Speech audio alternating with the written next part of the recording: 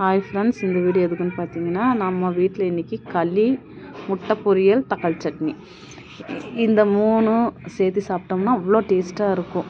உங்களுக்கு யாருக்கு களி பிடிக்குமோ அவங்களாம் செஞ்சு சாப்பிட்டு பாருங்கள், செம்மையாக இருக்கும். எங்கள் வீட்டுக்கார் நான் சமைக்கிறதுக்குள்ள துணி எல்லாம் காயப்போட்ட துணி எல்லாம் எடுத்துகிட்டு வந்து மடித்து வச்சாச்சு. அவருக்கு சாப்பாடு போட்டு வந்து கொடுத்துட்டேன். முட்டை பொரியல், தக்காளி சட்னி. நெக்ஸ்ட்டு நான் சாப்பிட்றதுக்கு உக்காந்தேன். களி உருண்டை பண்ணி எடுத்து சாப்பிட்டு பார்த்தா அவ்வளோ டேஸ்ட்டாக இருக்குங்க. அதுக்கப்புறம் முட்டையில் களி வச்சு சாப்பிட்டா இன்னும் டேஸ்ட்டு வேறு லெவலில் இருந்துச்சு. யாருக்கு களி பிடிக்குமோ அவங்களாம் செஞ்சு சாப்பிடுங்க, உடம்புக்கு நல்லது.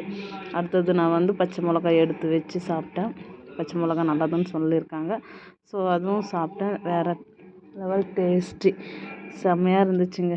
உங்களுக்கு யாருக்கு பிடிக்குமோ நீங்களும் செஞ்சு பாருங்கள். இதுக்கு சிக்கனு எதாக இருந்தாலும் டேஸ்ட்டாக தான் இருக்கும். இதை விட கடலை சட்னி செம்மையாக இருக்கும். ஒரு 5 நிமிஷத்தில் ஒரு உருண்டை களியை நான் சாப்பிட்டு முடிச்சிட்டேங்க. சாப்பிட அவ்வளோ டேஸ்ட்டாக இருந்துச்சு. மென்று சாப்பிடக்கூடாது. அந்த உருண்டை எடுக்கிறோமா, எடுத்து அப்படியே தொட்டு அப்படியே முழுங்கிடணும். மென்று சாப்பிட்டோம்னா வயிற்றுல தங்காது. சரி, ஓகே, பாய். நெக்ஸ்ட் வீடியோ பார்க்க.